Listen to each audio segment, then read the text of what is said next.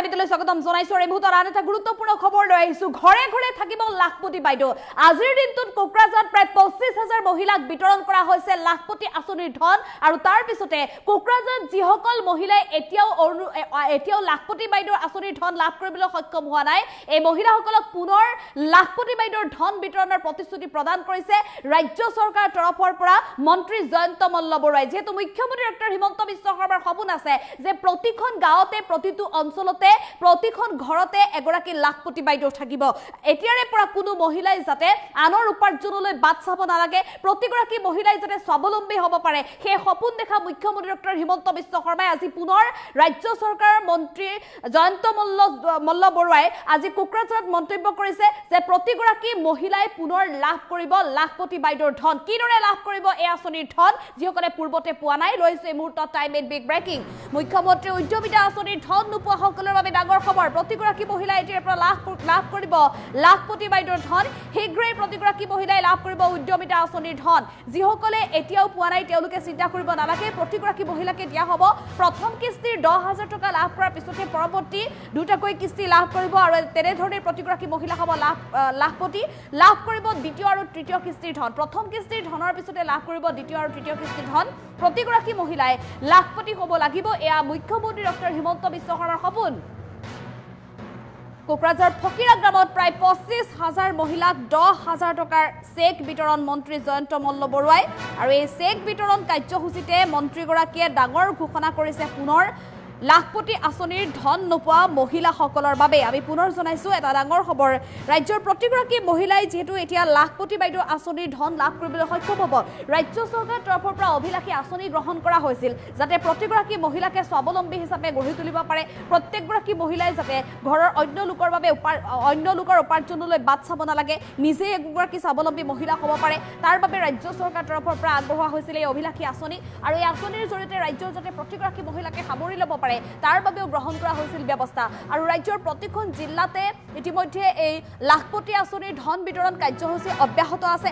আৰু আজি কোকৰাঝাৰত অনুষ্ঠিত হৈছিল বিশাল কাৰ্যসূচী, বিশাল অনুষ্ঠানৰ জৰিয়তে মন্ত্ৰী জয়ন্ত মল্ল বৰুৱা উপস্থিত থাকি লাখপতি বাইদেউ আঁচনিৰ ধন বিতৰণ কৰা হৈছিল মহিলাসকলক। আৰু যিসকল মহিলাই মুখ্যমন্ত্ৰী উদ্যমিতা আঁচনিৰ এই ধন লাভ কৰিবলৈ সক্ষম হৈছিল, সকলো মহিলাই ইতিমধ্যে ধন্যবাদ জ্ঞাপন কৰিছে, কৃতজ্ঞতা জ্ঞাপন কৰিছে চৰকাৰখনক। আৰু এনে অৱস্থাত কিন্তু কোকৰাঝাৰত এতিয়াও বহু মহিলা আছে যিসকলে লাখপতি বাইদেউৰ আঁচনিৰ ধন লাভ কৰিবলৈ সক্ষম হোৱা নাই, বা অন্য প্ৰান্তত বহু মহিলা আছে যিসকলে লাখপতি বাইদেউৰ আঁচনিৰ ধন লাভ কৰিবলৈ সক্ষম হোৱা নাই। কিন্তু এতিয়াও তেওঁলোকে চিন্তা কৰিব নালাগে, প্ৰতিগৰাকী মহিলাই এতিয়া লাখপতি পাব।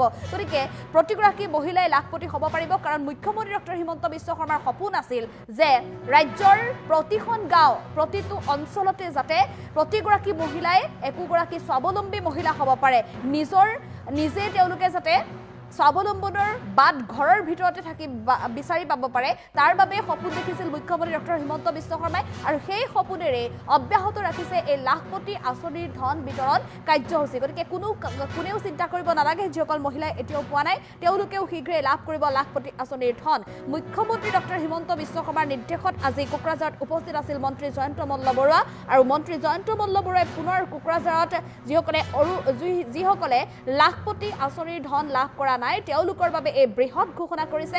25,000 মহিলাক 10,000 টকাৰ চেক বিতৰণৰ পিছতে মন্ত্ৰী জয়ন্ত মল্ল বৰুৱাৰ লাখপতি আঁচনিক লৈ পুনৰ ডাঙৰ ঘোষণা। আৰু এই মুহূৰ্তত আমি পোনে মন্ত্ৰীগৰাকীৰ ভাষ্য আছে, ভাষ্য আগবঢ়াবলৈ চেষ্টা কৰিম। গৰাকী আই মাতৃক আমি মুখ্যমন্ত্ৰীৰ মহিলা উদ্যমিতা আঁচনিৰ জৰিয়তে চেক প্ৰদান কৰিলোঁ। আমাৰ লক্ষ্য হ'ল যাতে প্ৰতিটো অঞ্চলতে আমি সকলো আই মাতৃকে লাখপতি বাইদেউ বনাব পাৰোঁ। মুখ্যমন্ত্ৰীৰ এই লাখপতি বাইদেউ বনোৱাৰ সপোনেৰে মুখ্যমন্ত্ৰীৰ মহিলা উদ্যমিতা আঁচনি আৰম্ভ কৰা হৈছিল। অসমত সকলো সমষ্টিতে আমি এনেকুৱা ধৰণে প্ৰতিগৰাকী আই মাতৃকে আমি 10,000 টকাকৈ দি আহিছোঁ। আজি বাওঁসুঙি সমষ্টিতো আমি প্ৰায় 25,000 আই মাতৃক এই চেক প্ৰদান কৰিলোঁ। আৰু আমাৰ বিশ্বাস আছে যে এই ধৰণে আমি অসমৰ গ্ৰাম্যাঞ্চলত থকা বা চহৰ অঞ্চলত থকা প্ৰতিগৰাকী দুখীয়া বা মধ্যবিত্ত পৰিয়ালৰ আই মাতৃক আমি বিভিন্ন ধৰণৰ উদ্যমিতাৰ কাম কৰিবলৈ উৎসাহ দি সকলোকে লাখপতি বাইদেউ বনাবলৈ সহায় কৰিম। এইখিনিয়ে আমাৰ চৰকাৰৰ লক্ষ্য, আৰু সেই লক্ষ্যৰে আমি কামসমূহ আগবঢ়াইছোঁ।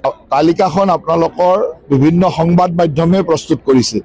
আমাৰ দলৰ এতিয়ালৈকে কোনো আনুষ্ঠানিক তালিকা ওলোৱা নাই আৰু আমাৰ দলৰ যেতিয়া আনুষ্ঠানিক তালিকা ওলাব তেতিয়া আনুষ্ঠানিকভাৱে সকলো কথা জনাব আৰু বাকী আমাৰ মিত্ৰ দলসমূহৰ লগত বিভিন্ন পৰ্যায়ত আলোচনা চলি আছে আৰু আলোচনাৰ পিছত আপোনালোকে সকলো কথা গম 29,883 গৰাকী আই মাতৃক আমি মুখ্যমন্ত্ৰীৰ মহিলা উদ্যমিতা আঁচনিৰ জৰিয়তে চেক প্ৰদান কৰিলোঁ।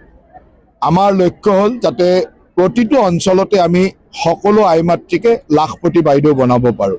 মুখ্যমন্ত্ৰীৰ এই লাখপতি বাইদেউ বনোৱাৰ সপোনেৰে মুখ্যমন্ত্ৰীৰ মহিলা উদ্যমিতা আঁচনি আৰম্ভ কৰা হৈছিল।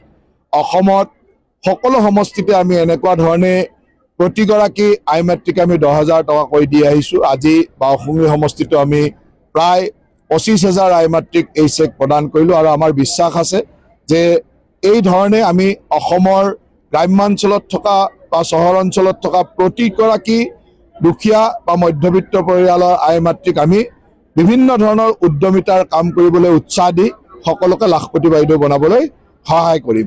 এইখিনিয়ে আমাৰ চৰকাৰৰ লক্ষ্য আৰু সেই লক্ষ্যৰে আমি কামসমূহ আগবঢ়াইছোঁ।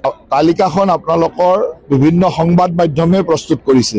আমাৰ দলৰ এতিয়ালৈকে কোনো আনুষ্ঠানিক তালিকা ওলোৱা নাই আৰু আমাৰ দলৰ যেতিয়া আনুষ্ঠানিক তালিকা ওলাব তেতিয়া আনুষ্ঠানিকভাৱে সকলো কথা জনাব আৰু বাকী আমাৰ মিত্ৰ দলসমূহৰ লগত বিভিন্ন পৰ্যায়ত আলোচনা চলি আছে আৰু আলোচনাৰ পিছত আপোনালোকে সকলো কথা গম 29,883 গৰাকী আই মাতৃক আমি মুখ্যমন্ত্ৰীৰ মহিলা উদ্যমিতা আঁচনিৰ জৰিয়তে চেক প্ৰদান কৰিলোঁ। আমাৰ লক্ষ্য হ'ল যাতে প্ৰতিটো অঞ্চলতে আমি সকলো আই মাতৃকে লাখপতি বাইদেউ বনাব পাৰোঁ। মুখ্যমন্ত্ৰীৰ এই লাখপতি বাইদেউ বনোৱাৰ সপোনেৰে মুখ্যমন্ত্ৰীৰ মহিলা উদ্যমিতা আঁচনি আৰম্ভ কৰা হৈছিল। অসমত সকলো সমষ্টিতে আমি এনেকুৱা ধৰণে প্ৰতিগৰাকী আই মাতৃকে আমি 10,000 টকাকৈ দি আহিছোঁ। আজি বাওঁসুঙি সমষ্টিতো আমি প্ৰায় 25,000 আই মাতৃক এই চেক প্ৰদান কৰিলোঁ আৰু আমাৰ বিশ্বাস আছে যে এই ধৰণে আমি অসমৰ গ্ৰাম্যাঞ্চলত থকা বা চহৰ অঞ্চলত থকা প্ৰতিগৰাকী দুখীয়া বা মধ্যবিত্ত পৰিয়ালৰ আই মাতৃক আমি বিভিন্ন ধৰণৰ উদ্যমিতাৰ কাম কৰিবলৈ উৎসাহ দি সকলোকে লাখপতি বাইদেউ বনাবলৈ সহায় কৰিম। এইখিনিয়ে আমাৰ